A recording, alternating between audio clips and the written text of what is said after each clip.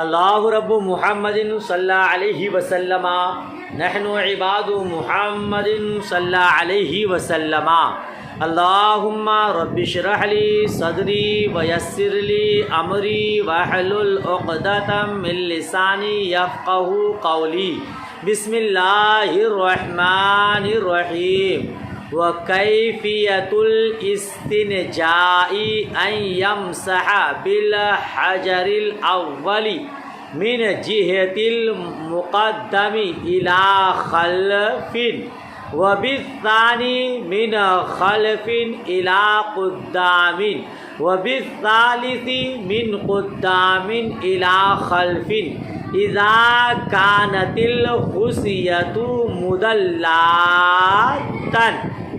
دیکھ رہے ہیں آپ نے کل پڑھا کہ استنجا کرنا کب سنت ہے، کب واجب ہے اور کب فرض ہے، اور کتنے پتھروں سے استنجا کرنا افضل ہے۔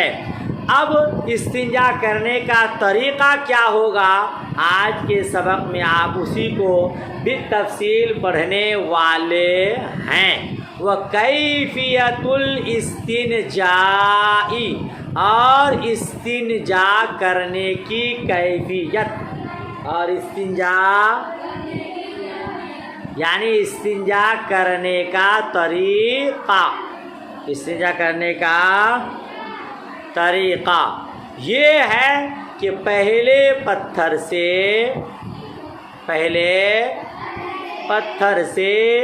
آگے سے پیچھے کی طرف پہنچے۔ کیا ترجمہ کریں گے؟ استنجا کرنے کا طریقہ یہ ہے کہ پہلے پتھر سے آگے سے پیچھے کی طرف پہنچے۔ پتھر بنا ڈھیلا ہے نا، پتھر سے ڈھیلا سے آگے سے پیچھے کی طرف، اور دوسرے ڈھیلا سے پیچھے سے آگے کی طرف۔ وَبِالثَّالِثِ مِنْ قُدَّامٍ إِلَىٰ خَلْفٍ، اور تیسرے پتھر سے تیسرے ڈھیلے سے آگے سے پیچھے کی طرف۔ آپ نے پڑھا ہے کہ 3 پتھر لینا بہتر ہے نا۔ اب 3 پتھروں سے جب آپ استنجا کریں گے تو ڈھیلا اور اس پتھر لینے کا طریقہ کیا ہوگا، تو پہلا پتھر، پہلا ڈھیلا جو لیں گے وہ آگے سے پیچھے کی طرف پہنچیں گے، پھر دوسرا ڈھیلا لیں گے پیچھے سے آگے کی طرف لے جائیں گے، پھر تیسرا ڈھیلا لیں گے تو آگے سے پیچھے کی طرف۔ یہ کب شرط ہے؟ اذا كانت الخصیۃ مدلّۃً، جبکہ خصیہ لٹک رہے ہو، جبکہ خصیہ لٹک رہے ہو۔ یہ محترم لوگوں کے لیے ہے خصیہ، اس کو تو آپ جانتے ہی ہیں، لٹک رہے ہو۔ عموماً گرمی کے موسم میں خصیہ لٹکتا رہتا ہے، تو ان دنوں میں یہ طریقہ ہے، اور کبھی جاڑے کے موسم میں بھی لٹکتا ہے، تو ان دنوں میں بھی یہی طریقہ ہے۔ سردی اور ٹھنڈی دونوں میں یہی حکم ہے کہ اگر خصیہ لٹک رہا ہے تو پہلا پتھر آگے سے پیچھے کی طرف، دوسرا پیچھے سے آگے کی طرف، تیسرا پھر آگے سے پیچھے کی طرف۔ وَإِنْ كَانَتْ غَيْرَ مُدَلَّةٍ يَبْتَدِئُ مِنْ خَلْفٍ إِلَىٰ قُدَّامٍ، اور اگر غیر مدلّات ہو، کیا ترجمہ کریں گے؟ اور اگر غیر مدلّات ہو یعنی خصیتین نہ لٹک رہے ہو تو پیچھے سے آگے کی طرف شروع کرے۔ بولیے، اگر خصیتین نہ لٹک رہے ہو تو پیچھے سے آگے کی طرف شروع کرے۔ ٹھیک ہے، یعنی اگر لٹک رہا ہے تو آگے سے پیچھے کی طرف، اور اگر نہیں لٹک رہا ہے تو پھر پیچھے سے آگے کی طرف شروع کرے۔ وَالْمَرْأَةُ تَبْتَدِئُ، اور عورت شروع کرے، اور عورت من قدام الی خلف، آگے سے پیچھے کی طرف. ترجمہ، اور عورت شروع کرے گی یا شروع کرے آگے سے پیچھے کی، خشیت تلویث فرجہا، اس کے شرمگاہ کے آلودہ ہونے کے خوف سے، اس کے شرمگاہ کے آلودہ ہونے کے خوف سے. ہاں یہ کہہ رہا ہے کہ عورت جو ہے وہ آگے سے پیچھے کی طرف لے جائے گی، ورنہ پیچھے سے آگے کی طرف لائے گی تو اس کے شرمگاہ پر وہ نجاست لگ سکتی ہے. سمجھ شریف میں بات آئی؟ تو وہ آگے سے پیچھے کی طرف لے جائے گی، نجاست صاف ہو جائے گی، پھر اور دو ڈھیلے لے گی تاکہ اس کی شرمگاہ آلودہ نہ ہو. ثم یغسل یدہ اولا بالماء، پھر اپنے ہاتھ کو دھوئے پہلے پانی سے، پھر پانی سے پہلے ہاتھ دھوئے، ایسا بولیے. پھر پانی سے پہلے اپنا ہاتھ دھوئے. بین سطور لکھا ہے الی الرسغین، رسغین تک یعنی کلائی تک. ثم یدلک محل بالماء بباطن اصبع او اصبعین او ثلاث ان احتاج، ان احتاج. پھر جگہ کو ملے، پھر کون سی جگہ کو؟ محل نجاست کو، نجاست کی جگہ کو ملے. بالمائے پانی سے، بباطن اصبعین ایک انگلی یا دو انگلی یا تین انگلی کی باطن سے. کیا بولیں گے؟ ایک انگلی یا دو انگلی یا تین انگلیوں کے باطن سے. انہیں احتاجہ، اگر اس کی ضرورت ہو، اگر اس کی ضرورت، یعنی اگر ایک انگلی سے صاف ہو جائے تو ایک انگلی سے کرے، یا دو انگلی سے صاف ہو تو دو انگلی سے کرے، اور اگر ضرورت پڑے تو تین انگلیوں سے پانی کے ذریعے نجاست کی جگہ کو ملے تاکہ اچھے سے صاف ہو جائے اور اس سے کوئی بدبو وغیرہ باقی نہ رہے. سمجھ شریف میں بات آ گئی؟ اچھا. وَيُسَعِّدُ الرَّجُلُ اصبعہ الوسطی علی غیرہا فی ابتداء الاستنجاء، اور آدمی استنجا کی ابتدا میں، استنجا کی ابتدا میں درمیانی انگلی کو، وسطی کا معنی درمیانی انگلی کو اس کے علاوہ پر چڑھائے. کیا معنی ہوا؟ اور آدمی اپنی درمیانی انگلی کو دوسرے پر چڑھائے فی ابتداء الاستنجا، استنجا کی ابتدا میں، یعنی جب استنجا کرنا وہ شروع کرے، ناپاکی سے پاکی حاصل کرنا شروع کرے تو درمیانی انگلی کو دوسری انگلی پر چڑھائے. ٹھیک ہے. ثم یصعد بنصرہ، پھر بنصر کو چڑھائے. ثم یصعد بنصرہ، پھر اپنے بنصر کو چڑھائے. کس پر چڑھائے؟ درمیانی انگلی پر، وسطی پر. وسطی انگلی کو دوسری پر چڑھائے اور پھر بنصر کو وسطی پر چڑھائے. اب دکھانا ہوتا تو میں دکھا دیتا آپ کو، مگر میں آپ کو یوٹیوب میں دکھا دیتا ہوں، یوٹیوب میں دکھا دیتا ہوں. درمیانی انگلی کو کیا کرے؟ اس کے علاوہ پر چڑھائے اور پھر اس کو بنصر پر چڑھائے. یہی ماننا ہے.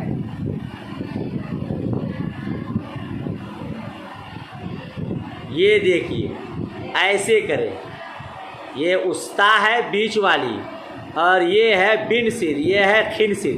چھوٹی والی انگلی کو کہتے ہیں خنسر، اس کے بعد والی کو کہتے ہیں بنسر، اس کے بعد والی کو کہتے ہیں وسطی، اور اس کو کہتے ہیں سبابہ، اور اس کو کہتے ہیں ابہام۔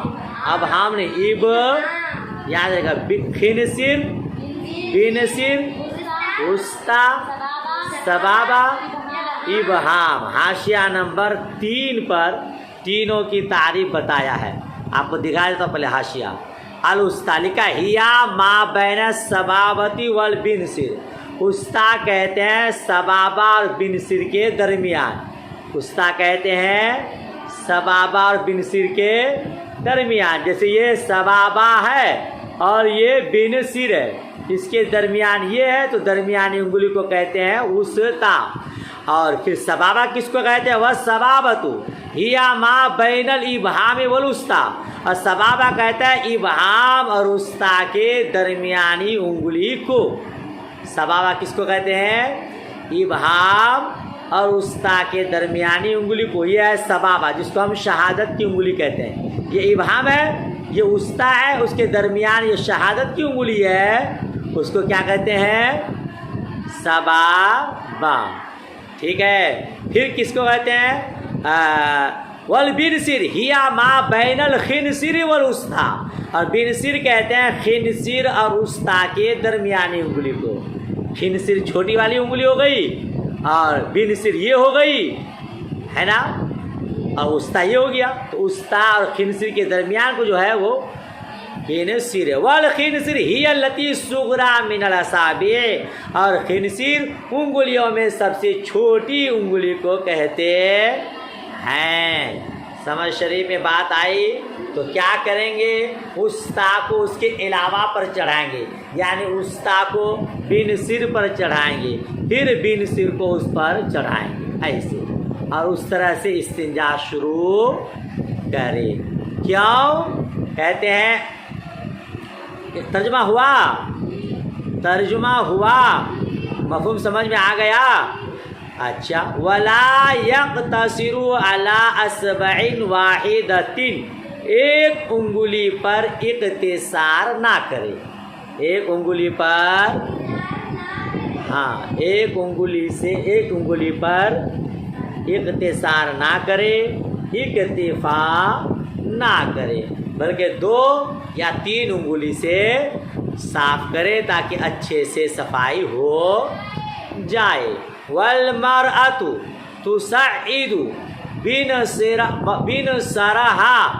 وأوسط أصابعها معا ابتداء، اور عورت اپنے بنسر کو اور اپنی درمیانی انگلی کو ایک ساتھ چڑھائے، بولیے، اور عورت اپنی درمیانی انگلی اور بنسر کو ایک ساتھ دوسرے پر چڑھائے۔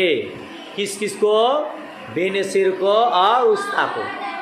یہ وسطی ہے، درمیانی ہے، اور یہ بنسر ہے، دونوں کو ایک ساتھ چڑھائے۔ کس پر؟ خنسر پر۔ یہ وسطی ہے اور یہ بنسر ہے، یہ دونوں کو ایک ساتھ خنسر پر چڑھائے اور استنجا کرے۔ کیوں؟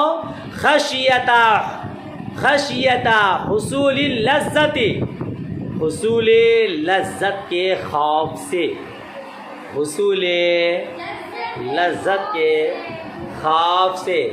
شریعت کہہ رہی ہے، فقہاء کرام فرماتے ہیں کہ محترمہ لوگ، خواتین حضرات، ایک انگلی سے استنجا شروع نہیں کرے گی، بلکہ ایک ساتھ شروع ہی میں 2 انگلی سے استنجا کرے گی۔ اگر ایک انگلی سے استنجا شروع کرے تو ہو سکتا ہے اس کی لذت، شہوت بھڑک اٹھے اور وہ اپنی شہوت کو اسی انگلی سے پوری کرنا شروع کر دے اور لذت لینا شروع کر دے، تو اس سے عورت پر غسل فرض ہو سکتا ہے۔ اسی لیے عورتوں کے لیے حکم ہے وہ جب استنجا شروع کرے تو شروع ہی میں خنصر کو اور وسطیٰ کو ایک ساتھ خنصر پر چڑھائے اور پھر جا کر کے استنجا شروع کرے۔ بات سمجھ شریف میں آئی۔ وَيُبَالِغُ فِي التَّنْظِيفِ حَتَّى يَقْطَعَ الرَّائِحَةَ الْكَرِيهَةَ، اور صفائی کرنے میں مبالغہ کرے، صفائی کرنے میں مبالغہ کرے، کیوں؟ یہاں تک کہ بدبو ختم ہو جائے، یہاں تک کہ بدبو ختم ہو جائے، اچھے سے صاف کیجئے تاکہ بدبو ختم ہو جائے۔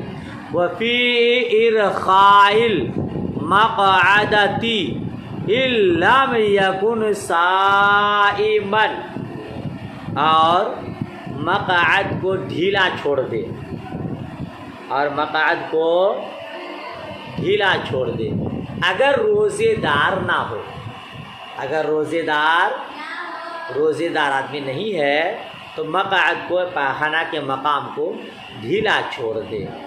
فَإِذَا فَرَغَ غَسَلَ يَدَهُ ثَلَاثًا، پھر جب فارغ ہو جائے تو اپنے ہاتھ کو دوبارہ دھو لے۔ ثانیًا، کیا کرے؟ جب فارغ ہو جائے تو اپنے ہاتھوں کو دوبارہ دھو لے۔ اس کے بعد کیا لکھا ہے؟ وَنَشِفَ مَقْعَدَتُهُ قَبْلَ الْقِيَامِ إِنْ كَانَ صَائِمًا، اور اپنی مقعد کو پوچھ لے، جی اپنے مقعد کو پوچھ لے، یا کہیے اپنے مقعد کو سکھا لے، اپنے مقعد کو خشک کر لے، سکھا لے، قبل القیام، اٹھنے سے پہلے، کھڑے ہونے سے پہلے، ان کانا صائمن، اگر روزے دار ہو، اگر روزے دار آدمی ہے اور پاخانہ کر رہا ہے تو پاخانہ کرتے وقت تو مقام کو ڈھیلا کر دینا چاہیے۔ اب اگر وہ کھڑا ہو رہا ہے، روزے دار آدمی ہے، تو کھڑے ہونے سے پہلے اس کو سکھا لے، یعنی کپڑا سے اس کو پوچھ لے۔ کیوں؟ کیونکہ مقعد ڈھیلا ہے اور اس میں پانی ہے، وہ کھڑا ہو جائے تو پانی اندر کو پہنچ جائے گا، اور آپ جانتے ہیں روزے دار آدمی خارج سے پانی اندر کو لے لے تو روزہ ٹوٹ جائے گا۔ اسی لیے روزے دار کے لیے حکم ہے کہ وہ کھڑے ہونے سے پہلے کیا کرے؟ ہاں، مقام کو سکھا لے، خشک کر لے تاکہ پانی اندر کو نہ پہنچے۔ ٹھیک، اچھا، آپ کے حاشیہ میں ایک بات ہے، اس کا خلاصہ میں کر دینا مناسب سمجھتا ہوں۔ کون؟ عورت آگے سے شروع کرے گی یا پیچھے سے شروع کرے گی، اس بارے میں اختلاف ہے، اس بارے میں اختلاف ہے۔